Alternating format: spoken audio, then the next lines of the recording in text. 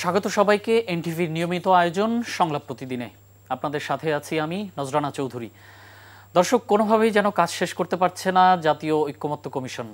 জুলাই সনদ জুলাই মাসের মধ্যে চূড়ান্ত করার ঘোষণা থাকলেও জুলাই গিয়ে এখন সেপ্টেম্বর মাসও যাই করছে।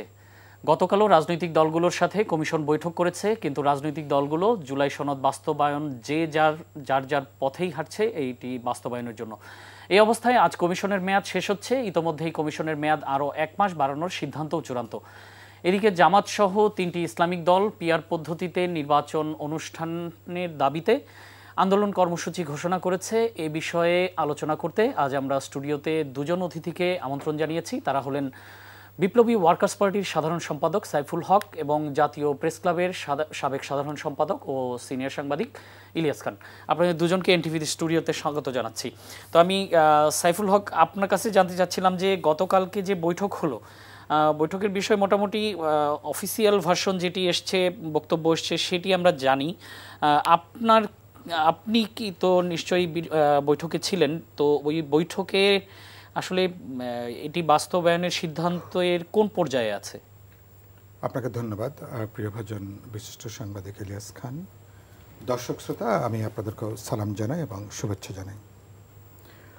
আমরা প্রথমত জুলাই সনদ এবং অঙ্গীকার, এটা আলাদা ডকুমেন্টস হয়েছে।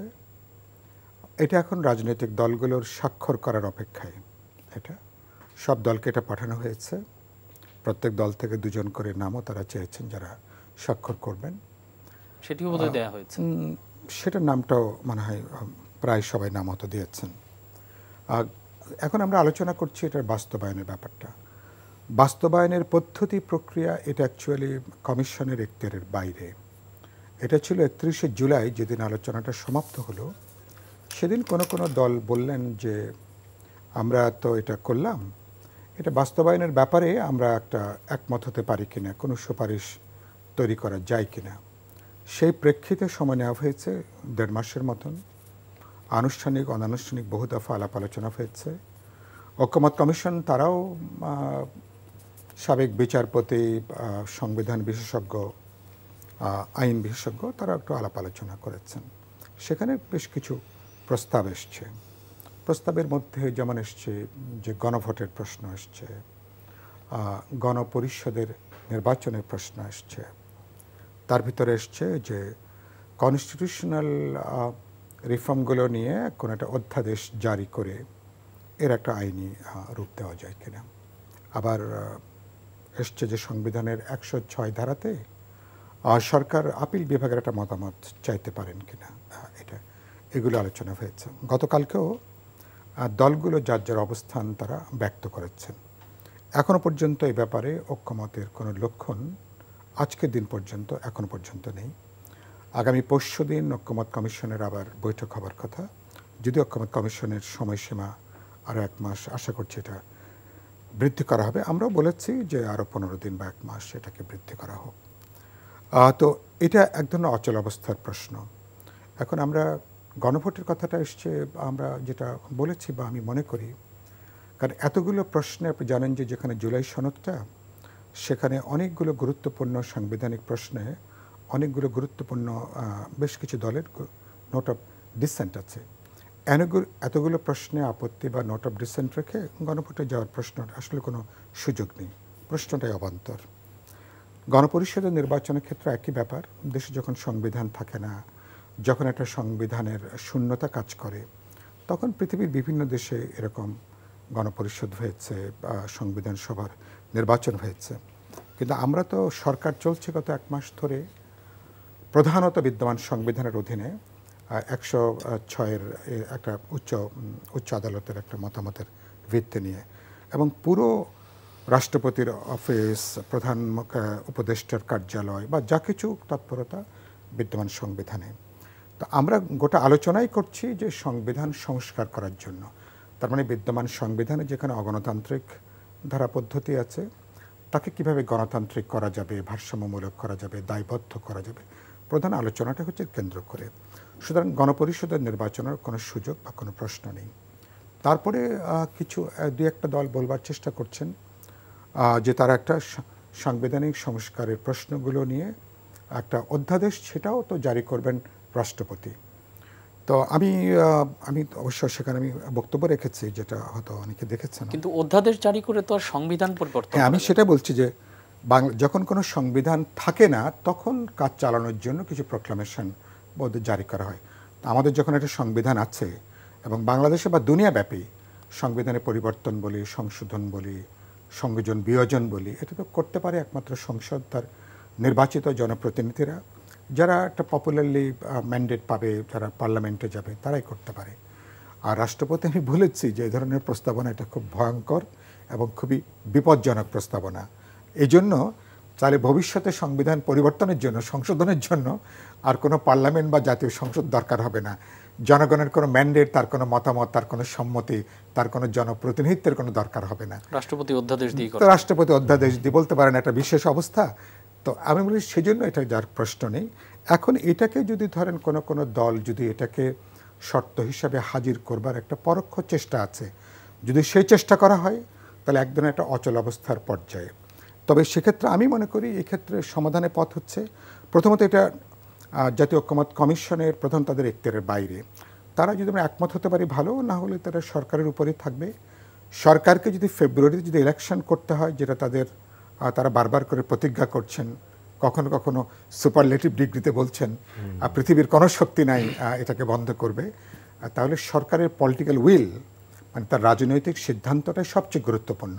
তাদের এখতিয়ার আছে তারা, কারণ এই যে আপনি বললেন একটু আগে হয়তো পিআরের যে প্রশ্ন, বাকি প্রশ্ন, পিআরটা তো কোনো আলোচনাই নাই নিম্নকক্ষে, পিআরের ব্যাপারে এটা কোনো গুরুত্বপূর্ণ কোনো এজেন্ডার মধ্যেই নাই।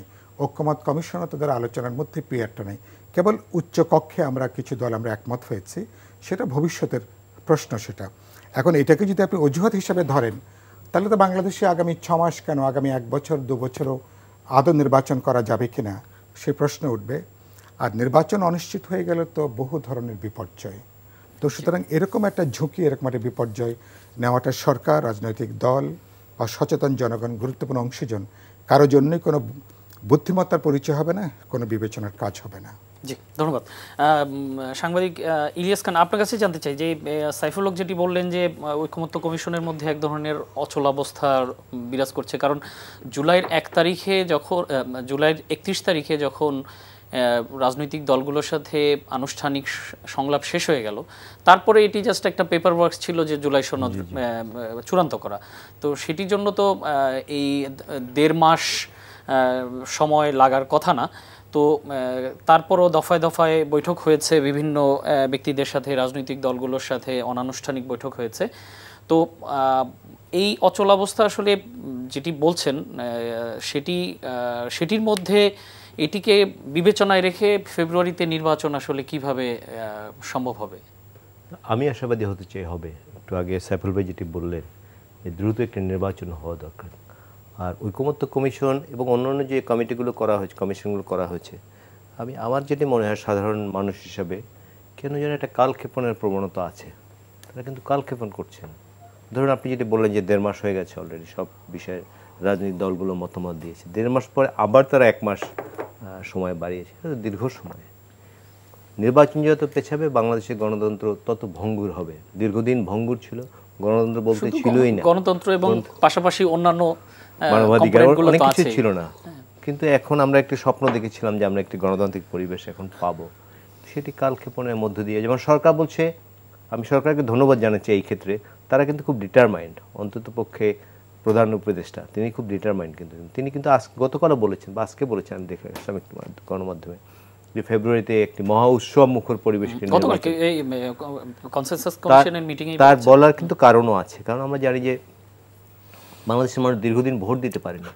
বাংলাদেশ কিন্তু ভোট একটা উৎসবের মতো, কিন্তু তারা কিন্তু ভোট দিতে পারেনি। আমি স্টুডিওতে বহুবার বলেছি, শুধু পার্লামেন্ট না, স্থানীয় সরকার নির্বাচনে ভোট দিতে পারেনি, ট্রেড বডি নির্বাচনে ভোট দিতে পারেনি, প্রফেশনাল বডি নির্বাচনে ভোট দিতে পারেনি অধিকাংশ জায়গায়। যেমন আমি যখন সাংবাদিকতা শুরু করি 90 দশকের শুরুতে, তখন আমরা বিএমএ, এফবিসিসিআই, তারপরে আইইবি বিরাট উৎসবমুখর পরিবেশে নির্বাচন হতো। আমরা আমাদের জুনিয়র রিপোর্টার হিসেবে আমাদের পাঠাতেন জাস্ট দেখতে পরিবেশ কেমন হচ্ছে। প্রত্যেকটা প্রার্থী ভোটারদের কাছে যেতেন, একটা সংযোগ ঘটতো সবার মধ্যে। কিন্তু এগুলো কিন্তু নাই বাংলাদেশে। বিশেষ জায়গা থেকে বলে দেওয়া হতো উনি এফডিসি এর সভাপতি, উনি বিএম এর সভাপতি, উনি আইবির সভাপতি, আরও যে অর্গানাইজেশনগুলো আছে, ইভেন পাড়া মহল্লায় তারা বিভিন্ন কমিটি করছে। ধরুন একটা পার্ক আছে, পার্ককে ঠিকভাবে মেনটেন করার জন্য একটা কমিটি আছে, সেখানেও দলীয় লোক ঢোকানো হয়েছে। তো মানুষ দীর্ঘদিন ধরে বঞ্চিত, এখন আসলে ভোট দিতে চায়। মানুষ ভোটের জন্য খুব লালায়িত হয়ে আছে কখন তারা ভোট দিবে। এবং বলা হয় যে 4 কোটি যারা নতুন ভোটার হয়েছে, যাদের বয়স, পুরনো ভোটারই ধরুন, যাদের বয়স 38 থেকে 42, 43, তারা কিন্তু কোনোদিন ভোট দিতে পারেনি। না সেটা ঠিক আছে, কিন্তু যেই অবস্থা চলছে রাজনৈতিক দলগুলোর মধ্যে হঠাৎ করে একটা অনৈক্যর সুর, যেটি 5ই আগস্টের পর একটা একতাবদ্ধ হওয়ার একটি পক্ষ, একটু আগে তো স্যারভাই বললেন, একটি পক্ষ চায় যে, উনি বোধহয় অফেয়ারে বলেছেন যে এখন যে অবস্থায় তারা আছে খুব ভালো অবস্থায় আছে, যদি একটা নির্বাচিত সরকার আসে তাহলে হয়তো ভালো অবস্থায় তারা, তাদের দৃষ্টিতে যে ভালো অবস্থায় সেটি থাকবে না। অন্য দল হয়তো সময় চাচ্ছে দল গোছানোর জন্য, তারা যেমন ধরুন নতুন দল হয়েছে, তারা চায় যে আমরা সময় নিয়ে সব জায়গায় কমিটি করি, ভালো করি, এই জন্য তারা সময় চাচ্ছে। বাট এটি আলটিমেটলি কিন্তু গণতন্ত্রের জন্য ক্ষতি হবে, কারণ দীর্ঘ লড়াই করেছেন তিনি, লড়াই করেছেন অন্য অন্য যারা বিএনপি, জামাত সহ যা দলগুলো আছে সবাই লড়াই করেছে গণতন্ত্রের জন্য, মানুষ যাতে কথা বলতে পারে সেই অধিকার আদায়ের জন্য। এখন যদি নিজেরা এসব বিষয় নিয়ে, যেমন ধরুন পিআর, এটি কি বাংলাদেশ সম্ভব? কিন্তু আমার বলা হচ্ছে যে পিআর পদ্ধতি ছাড়া নির্বাচন করবো না। এর আগে একটা বলা হয়েছিল স্থানীয় সরকার নির্বাচন, যে স্থানীয় সরকার নির্বাচন দিয়ে আমরা নির্বাচন কমিশনকে টেস্ট করব যে নির্বাচন কমিশন ঠিকভাবে অ্যাক্ট করতে পারে কিনা। ধরুন নির্বাচন কমিশন কোনো কারণে ঠিকভাবে অ্যাক্ট করতে পারলো না, তাহলে কিন্তু আমরা নির্বাচন কমিশন চেঞ্জ করব, বা নির্বাচন কমিশন যদি চেঞ্জ করি সেই কমিশনকে আমরা কী দিয়ে পরীক্ষা করব? তখন তো আর স্থানীয় সরকার নির্বাচন থাকবে না, এটা তো আগেই হয়ে যাবে। সুতরাং এটি আমার কেন যেন মনে হয় নির্বাচন পেছানোর একটি কৌশল। দীর্ঘদিন আমরা কিন্তু পিআর পদ্ধতির কথা কখনোই শুনি। এই দেখুন যে ঠিকই, কিন্তু আপনি আবার আশাবাদী যে নির্বাচন সঠিক সময়ে হবে, তাহলে যারা কৌশল করছেন তারা তো জয়ী হতেই পারেন না। জয়ী হওয়ার সম্ভাবনা কম, কারণ বাংলাদেশের গণতন্ত্রের জন্য যে দলগুলো লড়াই করেছে, আমি সব দলের কথাই বলি, তাদের মধ্যে এখন বিভ্রান্তি আছে, কিন্তু তারা কিন্তু উপলব্ধি করতে ঠিক পারবে যে আসলে যদি আবার স্বৈরাচার এই ফাঁক পুকুর দিয়ে কোনোভাবে ফিরে আসে তাহলে কিন্তু সবার জন্য ক্ষতিকর হবে, কারণ দীর্ঘ লড়াই করে কিন্তু তাকে বিতাড়িত করা হয়েছে। এবং বাংলাদেশের ইতিহাসে, এই ভূখণ্ডের ইতিহাসে এটি কিন্তু একটা বিরাট ঘটনা, এভাবে কোনো সরকারের বিদায় কিন্তু আমরা দেখিনি। সুতরাং আমি যেটি বলতে চাই, সংকট নানা কিছু থাকবে। সংকট তো ধরুন আজকে না, বাংলাদেশে সবসময় এক ধরনের সংকট থাকে। নির্বাচন আসলে নানা দাবি দেওয়া দলগুলো আমরা দেখি তাদের দাবি আদায় করার চেষ্টা করে, বাট শেষ মুহূর্তে তার একটি প্রশ্ন কিন্তু এক হবে যে আমরা গণতন্ত্রের জন্য লড়াই করেছি, সে লড়াই করে আমরা জয়ী হয়েছি, এখন গণতন্ত্র সুপ্রতিষ্ঠিত করা আমাদের দায়িত্ব। এবং গণতন্ত্র প্রতিষ্ঠিত করার জন্য প্রথম কাজ হচ্ছে একটি নির্বাচিত পার্লামেন্ট থাকতে হবে। এটি রাতের ভোটে নির্বাচিত পার্লামেন্ট না, এটি ডামি ভোটের না, এটি আমি ভোটের না, এটি প্রকৃত জনপ্রতিনিধিদের একটি পার্লামেন্ট থাকতে হবে। সেটি যদি হয়, দেশে এখন যেসব সংকট আছে আপনি দেখবেন যে নানা ধরনের সংকট, মব ভায়োলেন্স, নানা কিছু আছে, এগুলো কিন্তু সব ঠিক হয়ে যাবে, অনেকটা ঠিক হয়ে যাবে। এই ছোট্ট দেশে তো 18-19 কোটি লোক বলা হয়, এটি ম্যানেজ করা কিন্তু খুব কঠিন। নির্বাচিত সরকার ছাড়া এটি খুব টাফ হয় কিন্তু, কারণ আমরা দেখেছি অনির্বাচিত সরকারের এখানে কিন্তু পরিণতি খুব ভালো হয়নি। আপনি দেখুন যে 111-এ, তথাকথিত 111-এ যে যারা ছিলেন সরকার, তারা দেশ থেকে পালিয়ে গেছেন। সুতরাং আমি আশা করতে চাই সরকার ঠিক আছে, ঐক্যমত্য কমিশন সময় নিয়েছে, ভালো কথা, বাট ফেব্রুয়ারিতে নির্বাচনটি হওয়া উচিত, গণতন্ত্রের স্বার্থে নির্বাচনটি হওয়া উচিত। জি, ধন্যবাদ। সাইফুল হক, আপনার কাছে আরেকটা বিষয় জানতে চাচ্ছিলাম। আপনি বলেছেন বিষয়টা যে এই জুলাই সনদ বাস্তবায়নটা আসলে ঐক্যমত্য কমিশনের এখতিয়ারের মধ্যে পড়ে না, তাহলে বুধবার থেকে যে বৈঠকটি শুরু হচ্ছে, আবার সংলাপ শুরু হচ্ছে আপনাদের সাথে, রাজনৈতিক দলগুলোর সাথে, সেটি তাহলে কেন করছেন তারা? না, ওটা করছে এই জায়গা থেকে যে রাজনৈতিক দলগুলো আলাপ আলোচনা করে বাস্তবায়নের ব্যাপারেও একটা ঐক্যমতের জায়গাটা আসা যায় কিনা। এটা ঐক্যমত কমিশনকে করতেই হবে এরকম কোনো বাধ্যবাধকতা ঐক্যমত কমিশনের নাই। এটা এক ধরনের পলিটিক্যাল উইল বলতে পারেন বা জেস্চার বলতে পারেন। যদি আমরা এটাকে কিভাবে বাস্তবায়িত, এখন আসলে বাস্তবায়িত হবে তো প্রধানত নির্বাচিত পার্লামেন্টের মধ্য দিয়ে। আপনি এখন যত যাই করেন, আলটিমেটলি তো ইলেক্টেড পার্লামেন্টকে এটাকে র্যাটিফাই করতে হবে, আইনে প্রণয়ন করতে হবে, এটাকে সংবিধানে যুক্ত করতে হবে। তার অর্থ পপুলারলি ইলেক্টেড যে আমাদের নতুন যে সংসদ হবে, মানুষ 16-17 বছর ধরে যে নির্বাচনের অপেক্ষা করছে, তার প্রতিনিধি সে নির্বাচন করবেন, সেই পার্লামেন্টের মধ্য দিয়ে এটা কার্যকারী হবে।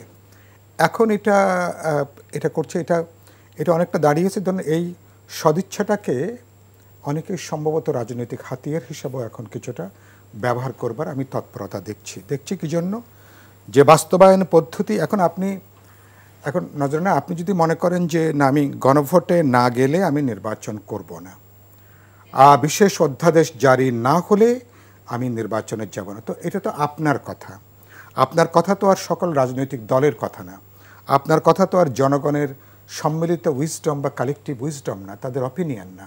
তার মানে আপনি চাপিয়ে দিচ্ছেন, আপনি জবরদস্তি করছেন। এবং এই দিক থেকে আমি মনে করি যে প্রফেসর ইউনূস তিনি প্রথম দিন যেটা বলেছিলেন, দলগুলো আলাপ আলোচনা করে বোঝাপড়া করে যেখানে ন্যূনতম ঐক্যমত হবে সেটাই হবে ভিত্তি। তো that should be the position. এর বাইরে যদি আপনি, কারণ আপনি স্বাভাবিক, কিন্তু এর বাইরে তো ইতিমধ্যেই যাওয়া হয়েছে আমি যতদূর জানি যে এই যে নোট অফ ডিসেন্টের বিষয়টা, তার মানে যেই দলটি একমত হয়নি সে নোট অফ ডিসেন্ট দিয়েছে, তাহলে ওইটি কেন জুলাই সনদে অন্তর্ভুক্ত করা হয়? আমি বলছি যে প্রফেসর ইউনূসের ওই কথায় যদি প্রাইমারি ভিত্তি হতো তাহলে নোট অফ ডিসেন্টের কথাটা উল্লেখ, তাহলে কেবলমাত্র যেসব প্রশ্নে আমরা সর্বসম্মতভাবে একমত সেগুলো কেবল ভিত্তি হতে পারত। নোট অফ ডিসেন্টটা এই জায়গা থেকে এসছে, এটা একটু আমরা আলোচনা করে নিয়েছি যে ধরুন আজকে হয়তো কোনো দল কোনো প্রশ্নে হয়তো আপত্তি দিচ্ছেন, তিনি হয়তো 3 মাস পরে 6 মাস পরে বা ইলেকশনের পরে নতুন প্রেক্ষিত, নতুন উপলব্ধি, নতুন বাস্তবতা তিনি হয়তো বা একমত হতেও পারেন। তো এটা আমরা এক ধরনের মানে আস্থার জায়গা থেকে এটা হয়েছে যে ঠিক আছে আমি এটাকে বাধা দিচ্ছি না, কিন্তু আপত্তি সহ এটাকে আমি গ্রহণ করছি। এই অ্যাটিটিউডটা কিন্তু খারাপ না। এটা তার মানে আপনি অনেক মতকে আপনি অ্যাকোমোডেট করছেন, আপনি বিবেচনার মধ্যে রাখছেন, কোনোটাকে স্ট্রেট আপনি কিন্তু খারিজ করছেন না, এটাও ভবিষ্যৎ বিবেচনার জন্য। ফলে আমি মনে করি প্র্যাকটিস হিসেবে কিন্তু এটা খুব খারাপ না। এটা ঠিক আছে, আমরা কিছুটা লঙ্ঘন করেছি মানে প্রধান উপদেষ্টার প্রাইমারি প্রেমিস থেকে, কিন্তু ভবিষ্যতের জন্য এটা একটা এক্সাম্পল থাকলো যে আমার দ্বিতীয়বার বিবেচনা করবার সুযোগটা থাকছে। এই যে বিএনপি ধরুন তারা উচ্চ কক্ষে তারা যে পিআর অ্যাগ্রি করেননি, তো আমার ধারণা যে ইলেকশন হলে পরিবর্তিত পরিস্থিতি তারা হয়তো এটা বিবেচনার মধ্যে আনতেও পারেন। তো আমি এখনই কেন সব ব্যাপারে আমি প্রশ্ন তো কেবল সাদা কালো না, সাদা কালোর মাঝখানে তো নাকি পৃথিবীতে 5000টা নাকি রঙের শেড আছে। তো আপনি একটা রাজনৈতিক সমাজে তো আপনি তো এগুলো আপনাকে একটু বিবেচনার মধ্যে তো নেওয়া দরকার। আরেকটা যেটা আমি উদ্বিগ্ন হচ্ছে এই কারণের জন্য, এখন দলগুলো যদি মনে করেন যে তাদের এইটা দাবি বাস্তবায়ন না হলে নির্বাচন হবে না, হতে দেওয়া হবে না, এরকম টোন আমি দেখছি, শব্দ ভাষা আমি এরকম টোন দেখছি, এটা আরেক ধরনের ফ্যাসিস্ট একটা প্রবণতা। এটা কোনো গণতান্ত্রিক কোনো প্রবণতা না। কারণ প্রবণতা না এই অর্থে যে আপনি কেবল আপনার দলের এটা না হলে তাহলে তো অন্য আরও 22টা দল বলতে পারে যে আমার এই প্রশ্ন না হলে, বিপ্লবী ওয়ার্কার্স পার্টি বলতে পারে যে এখন যে টাকার খেলা বন্ধ না হলে আমরা কোনো নির্বাচন হতে দেব না। বাস্তবে ইলেকশন কমিশন কিন্তু দুর্বৃত্ত টাকার খেলা বন্ধ করবার ব্যাপারে এ পর্যন্ত বিশ্বাসযোগ্য কার্যকর কোনো পদক্ষেপ আমরা দেখিনি। আসল সংকটটা যেখানে, পুরো নির্বাচন যেখানে টাকাওয়ালারা আর তাদের একটা বাণিজ্যে, তাদের একটা প্রতিযোগিতায় পর্যবেসিত হয়, এই প্রশ্নে কিন্তু মানে অন্য পক্ষের কিন্তু বিশেষ কোনো আলোচনাই নেই, কারণ তাদের এটা কোনো সমস্যা না। তারা অনেকেই নির্বাচনকে একটা ব্যবসা মনে করেন, বাণিজ্য মনে করেন, তো ফলে তাদের জন্য এগুলো কোনো সমস্যা না। তো এগুলো কিন্তু বড় কোনো ইস্যু আকারে কিন্তু আসছে না। তার মানে মনে করেন ওইটা তাদের তারা ওই প্রতিযোগিতায় তারা অনেকখানি তারা এগিয়ে আছেন। তো আপনি যদি এরকম অ্যাটিটিউড নেন তাহলে 2026-এর ফেব্রুয়ারি কেন, 2027-28-ও তাহলে তো নির্বাচনের কোনো সম্ভাবনা নাই। তাহলে এটা কোনো যুক্তির কথা না। আপনাকে কমন জায়গাটা বের করা দরকার, মানুষের সাধারণ উইলটা কি, রাজনৈতিক দলগুলোর মতামতের মধ্য দিয়ে সাধারণ কোনটা বেরিয়ে এসছেন। আর এই যে ধরুন পিআরের কথা যেটা আমি বললাম, যেটা কোনো আলোচনার মধ্যেই নেই। বাংলাদেশের মানুষ পার্লামেন্টে, জাতীয় সংসদে পিআরের ব্যাপারে তো মানুষ রাজনৈতিকভাবে প্রিপেয়ার্ড না, রাজনৈতিক দলগুলো পলিটিক্যালি, মোরালি বা তারা কালচারালি তারা কোনো প্রিপেয়ার্ড না। মানুষ এখনো প্রত্যক্ষ একটা নির্দিষ্ট নির্বাচনী অঞ্চল, তার প্রতিনিধি যিনি পার্লামেন্ট মেম্বার, যাকে তিনি চেনেন, জানেন, যার কাছে তিনি যেতে পারবেন, কথা বলতে পারবেন, দেন দরবার করতে পারবেন, আমাদের এই অঞ্চলে বা পৃথিবীর প্রায় সকল অঞ্চলে এটাই এখনো পর্যন্ত নির্বাচনের প্রধান পদ্ধতি। হ্যাঁ, আমরাও পিআরের পক্ষে বলেছি, কিন্তু বলেছি এটাকে ধাপে ধাপে যাওয়া দরকার। উচ্চকক্ষে যদি আমরা করতে পারি, উচ্চকক্ষের অভিজ্ঞতাটা যদি আমাদের ইতিবাচক হয় নিম্নকক্ষে পরবর্তী পর্যায়ে ধীরে ধীরে যাওয়া যায় কিনা, বা আমি লোকাল গভর্নমেন্টও পর্যায়ক্রমে পিয়ারে যাওয়া যায় কিনা, সেটাও একটা পরীক্ষা হতে পারে। নেপালে সেখানে উচ্চকক্ষে পিয়ার হয়েছে। নেপালে যে কোনো সরকার যে 1-1.5 বছর যে টেকেনি, তার একটা বড় কারণ কিন্তু এই পিয়ারের যে জায়গাটা আর কি। তো সুতরাং এটাতে হ্যাঁ, পিয়ারের আপনি এখানে বৈচিত্র্যের জায়গাটা বাড়ে, কিন্তু আমাদের মতন দেশে সরকার যদি 6 মাস, 1 বছর, 2 বছর পর পর সরকার যদি টেনিওর যদি পরিবর্তন করতে না পারে, তাহলে আমাদের মতন সমাজে কিন্তু কোনো একটা প্রাতিষ্ঠানিকভাবে গণতান্ত্রিক মূল্যবোধ চর্চা করা, প্রতিষ্ঠানগুলো গড়ে তোলা, এগুলো কার্যত অসম্ভব। সুতরাং একটা সামগ্রিক বিবেচনা বোধ লাগবে। আমি মনে করি এখন যে বললাম সরকারের পলিটিক্যাল উইলটা কেন গুরুত্বপূর্ণ, সরকার কি কোনো দলীয় এজেন্ডাকে সরকার কি সেটা নিয়ে সরকার বকডাউন হবে, তারা কি তার কাছে আত্মসমর্পণ করবেন, তারা কি সেটাকে বড় বিবেচনা করবেন, নাকি মানুষের সাধারণ চাওয়া, দলগুলোর কমন যে চাওয়াটা 17 বছর ধরে মানুষ যে নির্বাচন অপেক্ষা করছে, নাকি সরকার সে পথে হাঁটবে? আপনি বিবেচনা, ইলিয়াস খান নিশ্চয়ই একমত হবেন বা সবাই, কেবলমাত্র 1-2 নির্বাচন যদি আগেকার যদি তুলনামূলকভাবে অবাধ হতো, গ্রহণযোগ্য হতো, তাহলে তো আমাদের এরকম রক্তাক্ত গণ অভ্যুত্থান করার প্রয়োজন হতো না, তাহলে তো হাসিনাকে তো এইভাবে পালিয়ে যেতে হতো না। প্রধান প্রশ্নটা হলো ভোটের অধিকার, গণতান্ত্রিক অধিকার, এবং এটা নিয়মতান্ত্রিকভাবে সরকার পরিবর্তনের সুযোগটা নিশ্চিত করা। অভ্যুত্থান দরকার হলো কেন? কারণ অভ্যুত্থান ছাড়া হাসিনাকে কোনোভাবেই সরানোর কোনো সুযোগ ছিল না। তিনি বাকি সমস্ত পথ তিনি বন্ধ করে দিয়েছিলেন। এখন আমরা কি আবার এমন একটা পরিস্থিতি তৈরি করব যেখানে ওই ফ্যাসিবাদটা কোনো না কোনোভাবে ফিরে আসার জমিন তৈরি করবে? তো এটা করে এটা হবে খুবই আত্মঘাতী। আফ্রিকায় নাকি এক ধরনের প্রাণী আছে, তারা নাকি নিজেরা সব কিছু খাওয়ার পরে তারা নাকি নিজের লেজ থেকে নাকি তারপরে হলো একদম সে খাওয়া শুরু করে আর কি। তা আমরা কি এরকম আত্মঘাতী পথে যাচ্ছি যে আমরা একে একে আমরা আমাদের অর্জনটাকে আমরা খেয়ে ফেলবো? অভ্যুত্থানের আমাদের যে অর্জন, গণজাগরণের যে অর্জন, মানুষের বিপুল যে প্রত্যাশা, আর এক যাত্রায় আপনি সবটা আপনি অর্জন করবেন, এরকম চিন্তা তো কোনো বৈজ্ঞানিক চিন্তা না। আপনি এক জায়গা থেকে শুরু করবেন, ধাপে ধাপে পরিস্থিতি তৈরি হবে, তারপরে আপনি সেই জায়গাটায় আপনি যাবেন। এগুলো বিবেচনার মধ্যে নেওয়া দরকার। সাংবাদিক ইলিয়াস খান, আপনার কাছে জানতে চাই যে প্রধান উপদেষ্টা 5ই আগস্ট যেই ঘোষণা দিয়েছিলেন সংসদ ভবনের সামনে, সেখানে কিন্তু তিনি স্পষ্ট করে বলেছিলেন যে জুলাই সনদের বাস্তবায়নটা নির্বাচিত সরকার, নির্বাচিত সংসদ আসার পরেই সেটি বাস্তবায়ন করবে ধাপে ধাপে। এটি একেবারে কোট আনকোট প্রধান উপদেষ্টা এটিই বলেছিলেন। তো এবং আমি যেটি দেখতে পাচ্ছি যে ঐকমত্য কমিশনের কাছে বিএনপির পক্ষ থেকে যেই প্রস্তাবটি দেয়া হয়েছে এটি বাস্তবায়নের জন্য, সেটি হলো পরবর্তী সংসদের মাধ্যমে এটির বাস্তবায়ন, এবং তারা সংসদ বসার শুরু হওয়ার 2 বছরের মধ্যে ধাপে ধাপে বাস্তবায়ন করবে তারা। তো আপনি তাহলে হঠাৎ করে প্রধান উপদেষ্টা যখন ওটি বললেন, তারপরে রাজনৈতিক দলগুলো, অন্যান্য রাজনৈতিক দল একটু কিছুটা প্রতিক্রিয়া দেখিয়েছিল, কিন্তু এই বিষয়ে কোনো প্রতিক্রিয়া ছিল না। এই বিষয়ে প্রতিক্রিয়া ওরকম দেখিনি আমি। তাহলে হঠাৎ করে এই বিষয়টা কেন আসছে? বললাম আমি, ধরুন নির্বাচনের পেছানোর আমি ব্যক্তিগতভাবে মনে করি একটি ষড়যন্ত্র চলছে। নির্বাচন যদি পেছানো যায়, নির্বাচন পেছাতে হলে তো কিছু উপলক্ষ সৃষ্টি করতে হবে, এবং সেটাই করা হচ্ছে। এই হঠাৎ করে কিন্তু পিয়ার এসছে, হঠাৎ করে কিন্তু স্থানীয় সরকার নির্বাচন এসছে, এখন আবার এটি এসছে। ধরুন সংসদ হচ্ছে সব মানুষের প্রতিনিধিত্ব করে, যারা সংসদে যান, সেখানে কিন্তু 18 কোটি মানুষের মতামত প্রতিফলিত হয়। সুতরাং সেখানেই তো হওয়া উচিত আমি মনে করি। এখন ধরুন একটা অনির্বাচিত সরকার আছে, এটি করা তো অনেক কঠিন। সুতরাং নির্বাচনটি পেছানোর জন্য এগুলো তোলা হচ্ছে, নানা কিছু বলা হচ্ছে, কিন্তু এগুলো আমি আশা করতে চাই যে দলগুলোর উপলব্ধি হবে যে আমরা দীর্ঘ লড়াই করেছি, আমরা ঘরে ঘুমোতে পারি না, কোর্টের বারান্দায় দৌড়েছি, আমাদের স্বজনদের হারিয়েছি। এখন যদি এগুলো আমরা করতে যাই, তাহলে কিন্তু দেশে আবার একটা বিপর্যয় নেমে আসবে। আমরা তো সেটি চাই না। দেশের সবাই তো আমরা দেশটাকে ভালোবাসি, বা ভালোবাসা উচিত সবার। সুতরাং এটি আসলে শেষ মুহূর্তে আমার মনে হয় এটি ঠিক হয়ে যাবে। তো এখন এই রাজনৈতিক দলগুলো যে হঠাৎ করে আন্দোলনের ঘোষণা করছে, যেমন জামায়াতে ইসলামী আজকে সংবাদ সম্মেলন করে 18 সেপ্টেম্বর ঢাকায় বিক্ষোভ মিছিল ও সমাবেশ, এবং 19 এবং 26 সেপ্টেম্বর সারা দেশে বিক্ষোভ মিছিল করবে। তো এটি তো কেবল শুরুর কর্মসূচি।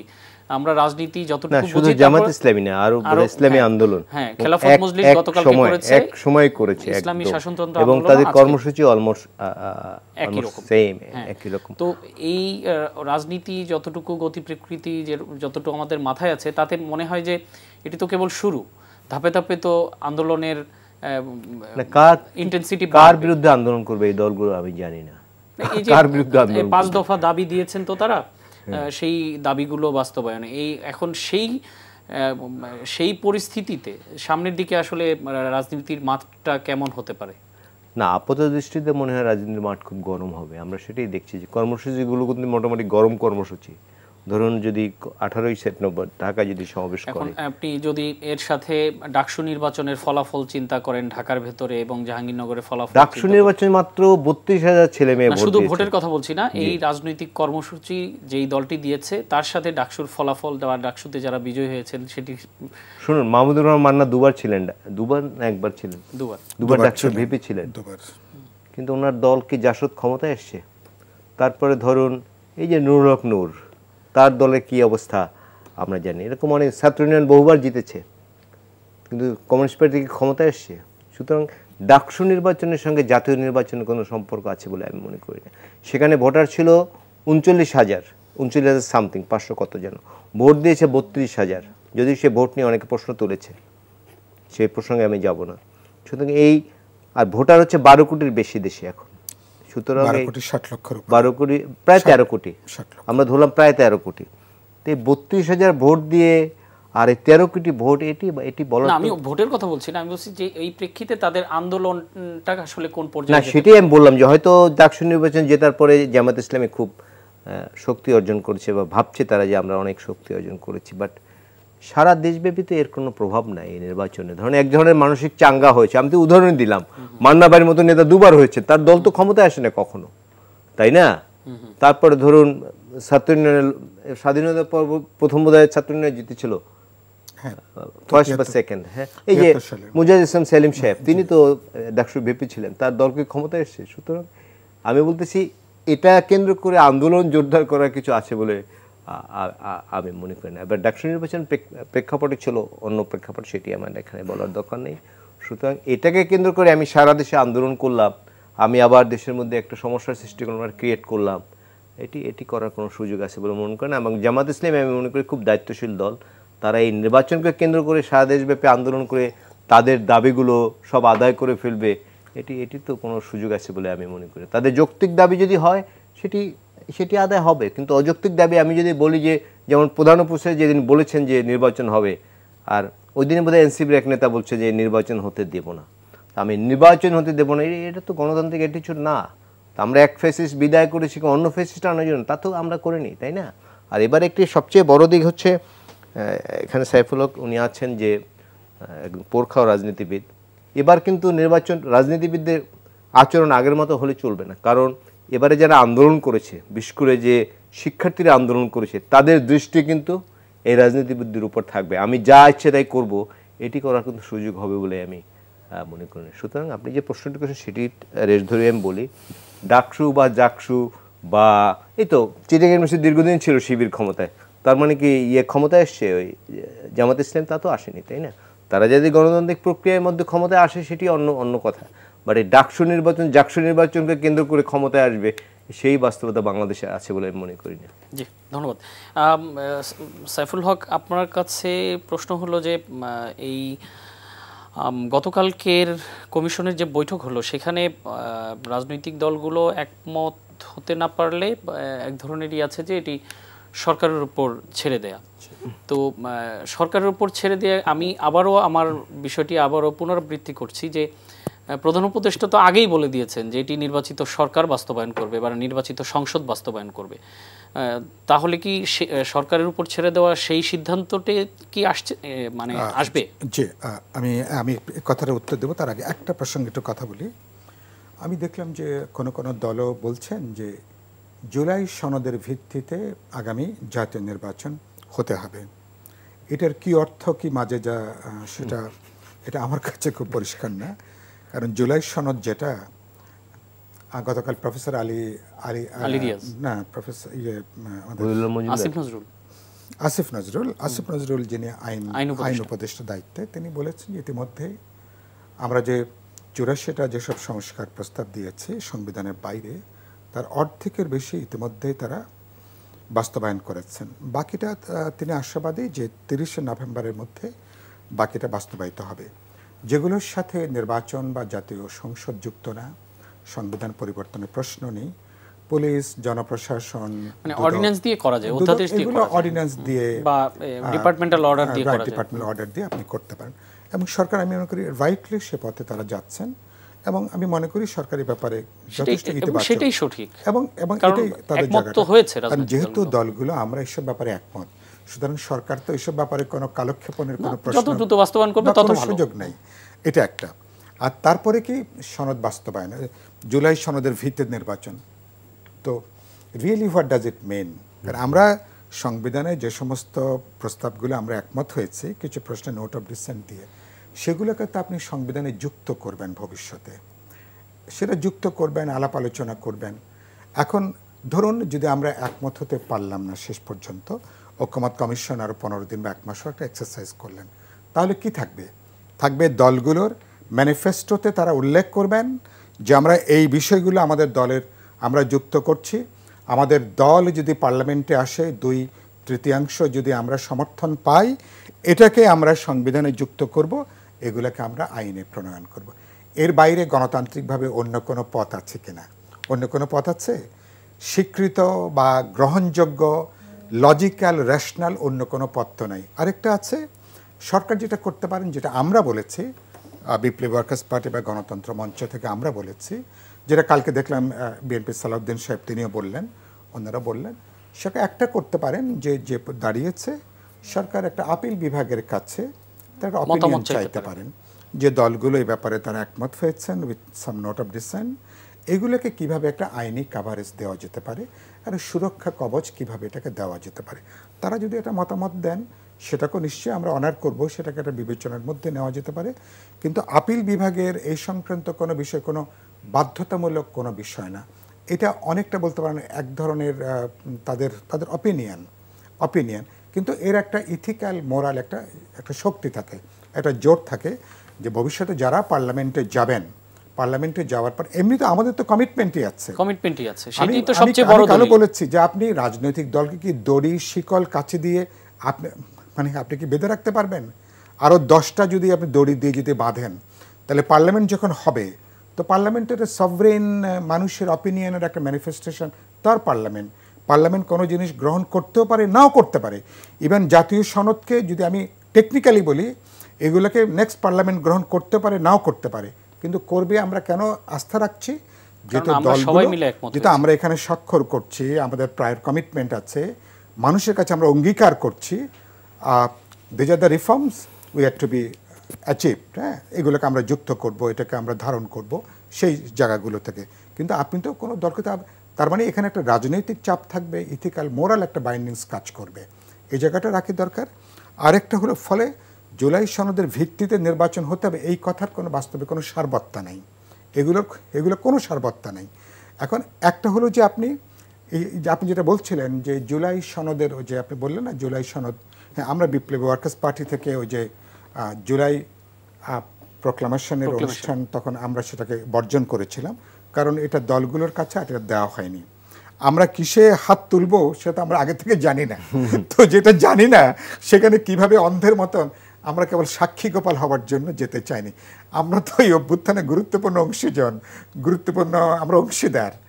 আমাদের শহীদ, আমাদের আহত, আমাদের 16-17 বছর আত্মত্যাগ শত শত নেতাকর্মীদের জন্য। এবং সেখানে আমি মনে করি আপনি যেটা উল্লেখ করলেন, আপনি রাইটলি বলেছেন, যেটা প্রফেসর ইউনুস বলেছেন, যে এখন যেগুলো বাস্তবে আমরা করব, পরবর্তীকালে জাতীয় সংসদ, নেক্সট ইলেকশনের পরে পার্লামেন্ট, তারা এটাকে তারা সম্পন্ন করবেন। এটাই সঙ্গত কথা, এটাই যৌক্তিক কথা।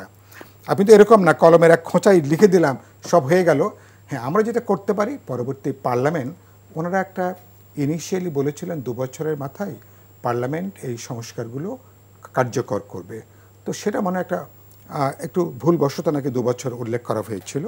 কিন্তু আমরা যেটা চাই যে অগ্রাধিকারের ভিত্তিতে পারলে 15 দিনে বা 1 মাসে অথবা একটা সেশনে বা ধরুন সর্বোচ্চ 3 মাসের মধ্যে আমরা যেগুলো আলাপ আলোচনা করছি এগুলো যেন সংবিধানে আমরা যুক্ত করতে পারি।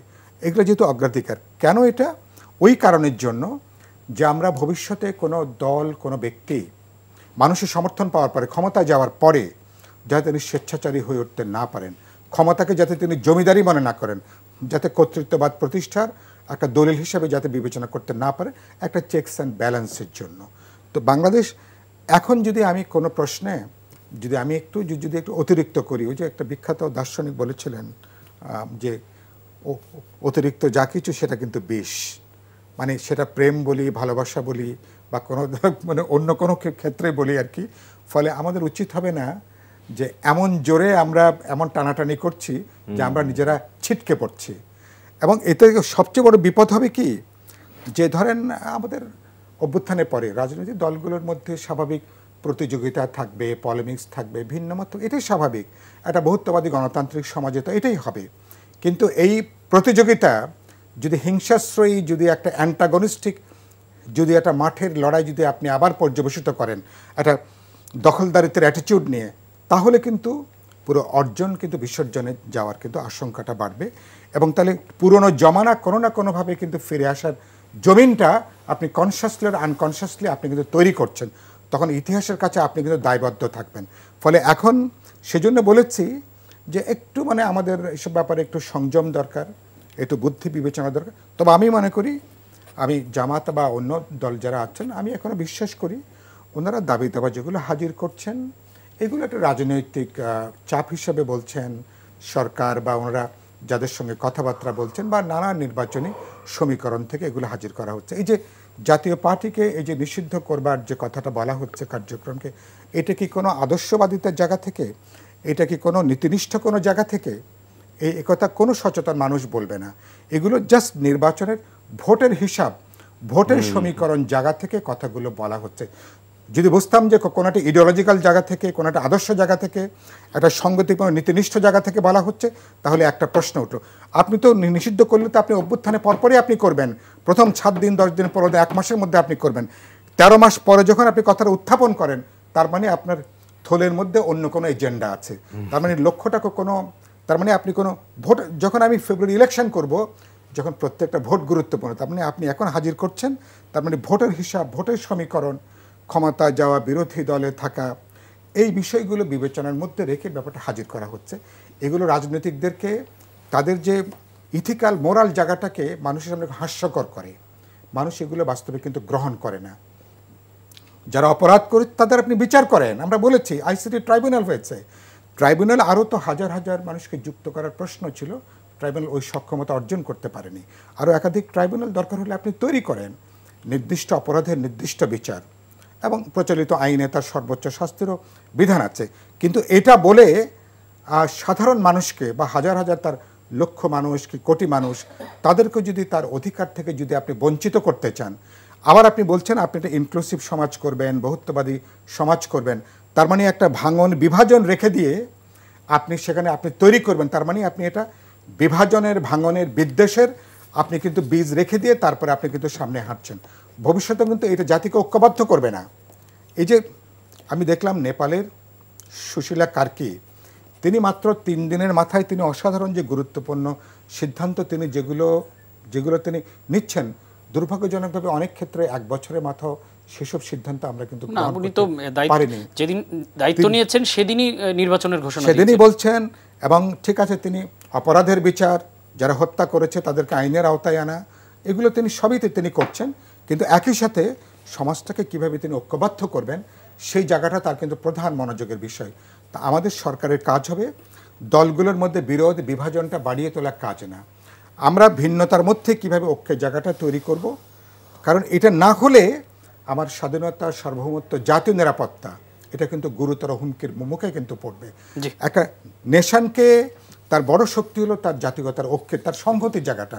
আমি আশা করব সবাই আমরা দায়িত্বশীল আচরণ করব, সুতরাং যাতে আমরা মানে একেবারে 100 ভাগ অর্জন করতে যে যাতে আমি এটুকু, যাতে আমি হাতে যেটুকু আছে এটুকু যাতে আমি হারিয়ে না ফেলি।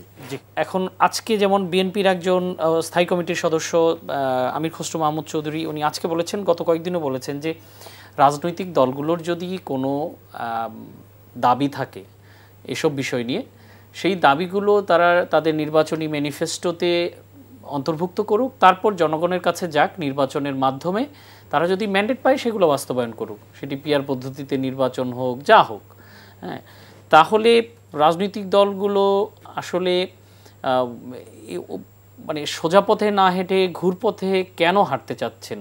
যে এই রকম একটি পরিস্থিতির মধ্য দিয়ে বাংলাদেশে পরিবর্তন আনতে হলো, সেই জায়গাটায় রাজনীতিবিদরা, রাজনৈতিক দলগুলো যে একটা জায়গায় একমত হয়েছিল বা একসাথে কাজ করেছে বলেই সেই ফ্যাসিস্টকে তাড়ানো গেছে।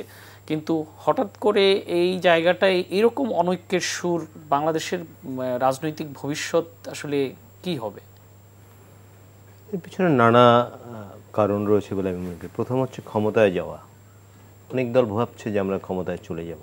আসলে কি সম্ভব তাদের পক্ষে? পিআর পদ্ধতিতে হলেই ক্ষমতায় চলে যাবে? না না না, পিআর পদ্ধতি হলে তো বাংলাদেশের মানুষের মেন্টাল মেকআপ আমরা জানি। আমি রাজনীতিবিদদের ছোট করছি না, তাদের অবস্থাও জানি আমরা। পিআর পদ্ধতি, এই যে নেপালে এই গণতন্ত্র আসার পরে 13 বার সংসদ ভেঙে গেছে। গণতন্ত্র এসে বোধ হয় 89-এ 13 বার কিন্তু সংসদ ভেঙে গেছে। না, 98 বা 99, 98-99, যাই হোক 13 বার কিন্তু সংসদ ভেঙে গেছে। এই যে আজকে যে গাজায় যে হচ্ছে, এটাও কিন্তু পিয়ার পদ্ধতির সাথে জড়িত। কীভাবে আমি বলি, গাজায় কিছু ফান্ডামেন্টালিস্ট আছে, কট্টর ইহুদিবাদী। এই পিয়ার পদ্ধতির কারণে তারা কিছু সরকারে আসে, তারা যদি সরকার সাপোর্ট না করে তাহলে সরকার ভেঙে যায়। এই কারণে নেতানিয়াহু সাহেব তার সরকার যাতে ভেঙে না যায়, ওই কট্টরবাদীদের দাবির মুখে সে কিন্তু হামলা চালিয়েছে, এবং এটি টের পেয়ে হামাস কিন্তু পাল্টা হামলা করেছে। হ্যাঁ, তো পিআর পদ্ধতি আমাদের মতো দেশে টেকা খুব টাফ। কারণ ভাইজিটু একটু আগে বললেন আমি কাকে ভোট দিব, আর আমাদের জনপ্রতিনিধি তো ফার্স্ট ওয়ার্ল্ডের মতো না। আমরা এখানে ফার্স্ট ওয়ার্ল্ডে শুধু আইন প্রণয়ন করে, আর আমাদের এখানে কে কত গম পাবে, কে কত চাল পাবে, কোন ইজারা কে নেবে, এগুলো কিন্তু এমপি সাহেবকে করতে হয়। সুতরাং একজন জানাশোনা লোক ছাড়া কিন্তু আসলে এমপি আমরা বানাতে চাই না, এবং এটাই তো বড় ডেমোক্রেসি। আমি ওনাকে পছন্দ করি, ওনাকে ভোট দিব, আপনাকে পছন্দ করি না, আপনাকে দিব না, সরি। কিন্তু পিআর পদ্ধতিতে আমি তো জানি না যে উনি হবেন না আপনি হবেন, একেবারেই রাজনৈতিক দলগুলোর কাছে কুক্ষিগত হয়ে যাবে। এটা তো হয় না। ধরুন আমি একটি দল 20টি আসন পেল, আমি চাচ্ছি যে ভালো মানুষ আসুক পার্লামেন্টে, তখন 20টি দল বা যদি কমও হয় 5টি দল হলো। আমাদের দেশের সংস্কৃতি আছে 200-500 কোটি দিয়ে দেখা যাবে যে অনেক ঋণ খেলাপি বা যাদের আমরা পছন্দ করি না, যাদের বিরুদ্ধে নানা দুর্নীতির অভিযোগ আছে, তাদের এমপি বানিয়ে দেবে। এটা তো আমরা প্রত্যাশা করি না।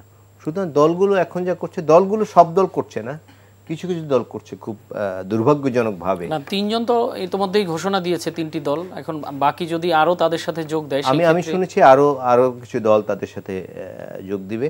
বাট এগুলো অনেকটা রাজনৈতিক কর্মসূচি, দলকে চাঙ্গা রাখার জন্য নানা কিছু করতে হয়। আমার ধারণা শেষ পর্যন্ত তারা একটা ঐকমত্যে আসবে, কারণ তিনি লড়াই করেছেন, এই যারা আন্দোলন করছে তারাও কিন্তু লড়াই করেছেন, তারা কিন্তু বসেছিলেন না, তারা লড়াই করেছেন, নির্যাতনের শিকার হয়েছেন, তাদের অনেক নেতাকর্মী হারিয়েছেন।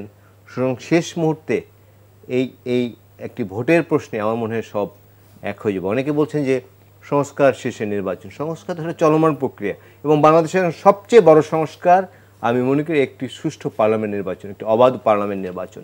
যদি প্রকৃত প্রতিনিধিরা জিতে আসে, যেটা আমি আগেও বলেছি, তাহলে কিন্তু আমাদের অনেক সংকট শেষ হবে। জুলাই সনদটা তৈরি আছে, পার্লামেন্ট, নতুন পার্লামেন্ট আসবে, সেগুলো তারা তো কমিটেড যে এটি বাস্তবায়ন করবেন, তাহলেই তো সংস্কার। যেমন অনেকে বলছেন যে, আমি নাম ধরেই বলি যে বিএনপি আসলে বিচার করবে না আওয়ামী লীগের যারা অপরাধ করেছে। তো এই 15.5 বছর সবচেয়ে ক্ষতিগ্রস্ত হয়েছে, সবচেয়ে নির্যাতিত হয়েছে, সবচেয়ে মানবাধিকার লঙ্ঘন করা হয়েছে বিএনপি নেতাকর্মীদের সঙ্গে। তা তারা কি একদম ক্ষমা করে দিবে? এটি ভাবার তো কোনো কারণ। এটি একটা ব্লেম গেম, এটি ব্লেম দিয়ে একটু মেলাইন করা দলটিকে, এটি তো আসলে বাস্তব চিত্র না। সুতরাং এগুলো না বলে আন্দোলন যারা করছেন, আমি জানি না এখন কার বিরুদ্ধে আন্দোলন করা হচ্ছে, তাদের দাবি দেওয়া আদায়ের জন্য। বাট এটি সংসদ নির্বাচন হলে এগুলো সংসদের যে দাবিগুলো আছে, যে সংস্কারের কথা তারা বলছেন, এই পিআর পদ্ধতির কথা বলছে, অনেক কিছুতে আলাপ করা যায়। যদি একটি প্রকৃত সংসদ থাকে, যদি একদলীয় সংসদ না হয়, যেমন আমরা দেখেছি একদলীয় সংসদের মতো অন্য বিরোধী দল ছিল কিন্তু তারাও সরকারের ভাষায় কথা বলতো, এরকম সংসদ পৃথিবীর কেউ কোথাও কোনো দিন দেখেনি। একটু আগে জাতীয় পার্টির প্রসঙ্গ আসছে, জাতীয় পার্টির নেতারা তো এগুলো করেছেন, আমরা জানি। সুতরাং আমি বলতে চাই শেষ মুহূর্তে দলগুলো তারা আন্দোলন করবে, হয়তো ফেব্রুয়ারি 1 পর্যন্ত আন্দোলন করবে, বাট নির্বাচনী শিডিউল যদি ঘোষণা করে এই দলগুলো নির্বাচনে যাবে। জি, ধন্যবাদ। আমি সাইফুল হক আপনার কাছে সর্বশেষ একটি বিষয় জানতে চাই যে আপনি বললেন একটু আগে যে এই পরিস্থিতি যেই দাবিগুলোতে 3টি দল আন্দোলন কর্মসূচি ঘোষণা করেছে তাদের দাবিগুলোকে আপনি মোটামুটি অমূল্য কি বলেছেন, কারণ পিয়ার পদ্ধতি তো আলোচনাই ছিল না। তো আমি একটা দাবির ব্যাপারে আমি বলবো, সেটা তো আমাদেরও দাবি, সেটা বলবো। আমি শেষ করি যে এই দাবিগুলোকে অমূল্য কি বলছেন। তো সেই ক্ষেত্রে আপনি আরেকটা বললেন যে ইতিহাসের কাছে তারা দায়বদ্ধ থাকবে যদি সামনের দিকে কোনো খারাপ পরিস্থিতি হয়। তো যেই যারা আন্দোলনে নামছেন তারা কি আসলেই ইতিহাসের কাছে দায়বদ্ধ থাকেন? প্রথম হচ্ছে যে তাদের দাবিনামার মধ্যে, কারণ তাদের তো ইতিহাস আছে, সেজন্য বলছি যে একটা দাবিনামার, তো ধরেন আমাদেরও বক্তব্য সেটা হলো যে নির্বাচনের যে অবাধ গণতান্ত্রিক পরিবেশ তৈরি করা। এখনো পর্যন্ত নির্বাচনের ব্যাপারে কোনো লেভেল প্লেইং ফিল্ড তৈরি হয়েছে এটা বলা যাবে না। বিশেষ করে প্রশাসন যে পর্যায়ে আছেন, আমার আইন শৃঙ্খলা রক্ষাকারী বাহিনীর পেশাদারি দায়িত্বটা এখনো কিন্তু প্রত্যাশিত মাত্রায় এখনো কিন্তু আসেনি। কোথায়? আজকে তো ফরিদপুরের ভাঙ্গায় পুলিশ গিয়ে মসজিদে আশ্রয় নিয়েছে। আচ্ছা, তো রাইট, এই যে আপনি যেটা বললেন, এখন এ ধরনের যদি 10টা অঞ্চলে যদি 10টা ঘটনা ঘটে, তো মানে এটাই তো যথেষ্ট সব কিছু পণ্ড করে দেওয়ার জন্য, এটা তো যথেষ্ট। আর গত 1 বছরে তো পুলিশের যারা অপরাধ করেছেন, হত্যার সঙ্গে তাদের বিচারের তো একটা প্রশ্ন আছে, কিন্তু হাজার হাজার লক্ষ পুলিশকে তো নিশ্চয়ই তাদেরকে পেশাদারি দায়িত্বের মধ্যে আপনি আনবেন। সরকার কি সে কাজ করতে কি সক্ষম হয়েছে? দুর্ভাগ্যজনকভাবে সে কাজ কিন্তু পেশাদারিভাবে যোগ্যতার সাথে দক্ষতার সাথে সে কাজটা করা যায়নি। ভাঙ্গার যে ঘটনাটির কথা আমি এখনই বললাম, গতকালকেই স্বরাষ্ট্র উপদেষ্টা একেবারে জোরালোভাবে বলেছেন ভাঙ্গার ঘটনা কোনোভাবেই সহ্য করা হবে না, ব্যবস্থা নেওয়া হবে। আজকে তার পুলিশ সাধারণ মানুষের আন্দোলনকারীদের ভয়ে মসজিদে গিয়ে আশ্রয়, এবং এখন দাঁড়িয়েছে যে কোথাও এখন অবস্থাটা এরকম 20 জন মানুষ যদি বা 10টা যুবক যদি একসঙ্গে দাঁড়িয়ে থাকে, পুলিশ কিন্তু এখন আতঙ্কে থাকে যে আমাদের উপরে হামলে পড়বে কিনা। এটা কীরকম একটা, মানে আগের সরকার পুরো অবস্থাটাকে কোথায় তারা নিয়ে গেছে, পুলিশকে কোন জায়গায় তারা কিন্তু নামিয়ে নিয়ে আসছিলেন, তাহলে এগুলো উদ্বেগের। তাহলে এ ধরনের আমি বলছি যে এই জন্য কিন্তু এখন আইন শৃঙ্খলা রক্ষাকারী বাহিনীর সংঘাতে সশস্ত্র বাহিনীকে যুক্ত করা হয়েছে। তাদেরকে এখন ইলেকশন কেন্দ্রে, পুলিং কেন্দ্রে এখন তারাও কিন্তু তাদেরকে ডিপ্লয় করবার একটা আরপিওতে একটা বিধান যুক্ত করা হয়েছে। এবং বাস্তবে ফেব্রুয়ারিতে যদি আপনাকে একটা অবাধ বিশ্বাসযোগ্য নির্বাচন করতে হয়, পুলিশের পাশাপাশি সশস্ত্র বাহিনী এবং অপরাপর বাহিনীগুলোকে তাদের কিন্তু পেশাদারিভাবে তাদেরকে যুক্ত করতে হবে। আর সবচেয়ে গুরুত্বপূর্ণ হলো রাজনৈতিক দল এবং ভোটাররা এবং জনগণ যদি এটাকে সত্যি সত্যি এটাকে অংশীদারমূলক একটা আনন্দ উৎসবের জায়গাটা যদি তারা যদি বিবেচনা করে নিতে পারেন, তাহলে ইলেকশন হওয়া সম্ভব। আর এটা যদি মনে হয় যে পুলিশের মনোবলটা যে পর্যায়ে, যদি কেউ মনে করেন যে তারা চট দখলের মতন করে দখল করবেন, তাহলে তো পুরনো ইতিহাস অন্যভাবে কিন্তু ফিরে আসবে। কিন্তু আমি এটা মনে করতে চাই, সরকারে যদি সদিচ্ছাটা কাজ করে, এখনও যে সময়টা আছে, সেই সময় আমাদের যেখানে লুফলস আছে, উইকনেস আছে, যেখানে আমাদের ঘাটতি আছে, সেগুলো এখনও মোকাবেলা করে একটা ভালো জায়গায় যাওয়া সম্ভব। আরেকটা আপনি বলছিলেন যে তারা যে বলছেন যে তাদেরকে দায়িত্ব নেবার যে প্রশ্ন, আমি খুব দুর্ভাগ্যজনকভাবে আমাদের এখানে রাজনৈতিক দলগুলো কোনো ভুলের জন্য, কোনো অপরাধের জন্য আখেরে কিন্তু দায়িত্বটা নেয় না। এটা হচ্ছে আমাদের ঐতিহ্য। অনেক ক্ষেত্রে বরঞ্চ ওই যে বলে না, যে আরও বরঞ্চ এটাকে একটা অন্যায়কে কিভাবে ডিফেন্ড করতে হয়, দেখছে যে সেই বরঞ্চ ডিফেন্ড করার লাইনে তারা যান আর কি। এরকম রাজনৈতিক ম্যাচুরিটি, প্রজ্ঞা, দূরদর্শিতা বা একটা উইজডম দুর্ভাগ্যজনকভাবে আমাদের পলিটিক্যাল কালচারে রাজনীতিকদের মধ্যে আমি বলবো অধিকাংশ ক্ষেত্রে এটা এখনো পর্যন্ত আসেনি। এটা যদি না আসে, কোনো জুলাই সনদ কোনো কিছু কাজে আসবে না। একটা কথা, একটা ছোট উদাহরণ বলি, নেপালে এই অঞ্চলের মধ্যে সবচেয়ে গণতান্ত্রিক সংবিধান। খেয়াল করেন, একটা রাজতন্ত্রকে উচ্ছেদের পরে দীর্ঘ 10 বছর আলাপ আলোচনা করে সংবিধানটা তৈরি হয়েছে। 1, 2 নম্বর, নেপালে ফেডারেল ভিত্তিক একটা কিন্তু শাসন ব্যবস্থাটা, এবং পিআরও সেখানে উচ্চ কক্ষে পিআরও সেখানে ছিল। তার মানে তাহলে একটা অসাধারণ একটা ডেমোক্রেটিক কনস্টিটিউশন, ফেডারেল সিস্টেম, একটা পিআরএস সিস্টেমটা কিন্তু নেপালকে শেষ রক্ষা করেনি। কেন করেনি? অনেক দুর্নীতি হয়েছে, বেকারত্ব আছে, তারপর মানুষের ক্ষোভ বিক্ষোভের জায়গাটা আছে। আমরা যে গোটা যে সংস্কার করছি, গোটা বাংলাদেশের কিন্তু এই প্রশ্নটা কিন্তু আলোচনার মধ্যেই নাই, যে গোটা রাজনীতি দুর্বৃত্তায়ন অথবা দুর্বৃত্তদের যে রাজনীতির মধ্যে যে দখলদারিত্বটা, এটা কোনো আলোচনার মধ্যেই নাই। সীমাহীন যে বৈষম্য, একটা অমানবিক নিষ্ঠুর যে বৈষম্য, এরকম একটা বৈষম্যের সমাজে উপরতলা যতই সংস্কার করেন না কেন, এরপরে যারাই সরকার আসুক না কেন, তারা যদি এগুলো তাদের যে মিনিমাম তারা যদি আসতে না পারেন, কর্মসংস্থান, মানুষের একটা ডিসেন্ট লাইফ যদি এনশিওর করতে না পারেন, যে কোনো সময় আবারও কিন্তু গণজাগরণ, আবারও কিন্তু গণঅভ্যুত্থানের, আবারও বিশাল বিক্ষোভের কিন্তু মুখোমুখি হতে হবে। নেপাল কিন্তু চোখে আঙ্গুল দিয়ে কিন্তু এটা আমাদেরকে দেখিয়ে দিয়েছে। তাহলে আমাদের একটা সামগ্রিকতা দরকার, কারণ এরকম একটা বৈষম্যমূলক সমাজে। কিন্তু নেপালের নতুন সরকার কিন্তু আবার সেটিও কিছু একটা মেসেজ দিয়েছে। হ্যাঁ, সেটাও তারা একটা বার্তা, এবং সেটা একটা বার্তা তারা দিয়েছেন, এবং সেটা আমি তো মনে করি একটা ইতিবাচক বার্তায় সেদিক থেকে এসছেন। এবং যিনি দায়িত্বে এসছেন তিনি কিন্তু দুর্নীতির ব্যাপারে, যখন তিনি সুপ্রিম কোর্টের তিনি প্রধান বিচারপতি, তিনি অনেকগুলো গুরুত্বপূর্ণ রায় তিনি দিয়েছিলেন। এবং আমি দেখছি এখনও পর্যন্ত তার একটা পলিটিক্যাল একটা কমিটমেন্টের জায়গা আমি দেখছি। তা আমি মনে করি আমাদের ক্ষেত্রে আমাদের যে সুযোগটা আছে, এই সুযোগটাকে আমরা নষ্ট না করি। কারণ একটা জাতির জীবনে এরকম একটা সুযোগ 2 বছর, 5 বছর, 10 বছর পর পর আসে না। এবারকার এই অভ্যুত্থানের এই অর্জনটা যদি আমরা রক্ষা করতে না পারি দুর্ভাগ্যজনকভাবে, তাহলে কিন্তু মানুষ কিন্তু পুরনো জমানার কথা আবার কিন্তু মনে করবে, তাহলে কি আমরা আগেই কি ভালো ছিলাম? এবং এটা হবে খুব দুর্ভাগ্যের, এটা আমাদের জন্য খুব রাজনৈতিক পরাজয়ের ব্যাপার হবে। এটা বিপ্লবী ওয়ার্কার্স পার্টি শুধু না, যারা গণঅভ্যুত্থানে অংশগ্রহণ যারা নিয়েছেন, এটা আমাদের জন্য কিন্তু ব্যাক টু প্যাভিলিয়ন 1, এবং এটা আমাদের রাজনৈতিক পরাজয়, নৈতিক পরাজয়, এবং গোটা বর্তমান ভবিষ্যৎ প্রজন্মকে একটা অনিশ্চিত অন্ধকার আমরা নিয়ে যাব। এরকম দায়িত্বহীন আচরণ যাতে আমরা কেউ না করি, এটাই আমি বলতে চাই। এটা আমার আপিল সবার কাছে। ধন্যবাদ। আজকে আমরা শেষ করছি। দর্শক, এই ছিল আমাদের আজকের সংলাপ প্রতিদিনের আয়োজন। সবাই ভালো থাকবেন, সুস্থ থাকবেন। ধন্যবাদ সবাইকে।